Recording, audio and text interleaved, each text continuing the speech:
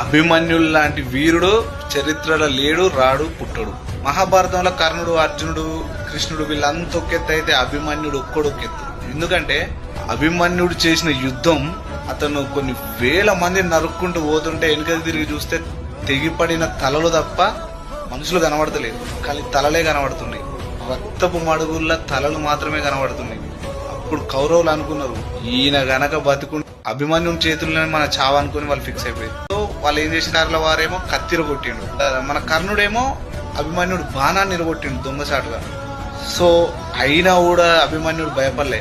రథచక్రం తీసి ఊచకోత కాదు, ఇక విష్ణు చేతుల సుదర్శన చక్రం లాగా రథచక్రం తీసుకొని సైనికులను దొరికినట్టు చంపుకుంటూ పోతుంటే అభిమన్యుడు చేసిన యుద్ధానికి చరిత్ర సైతం సలాం చేసింది.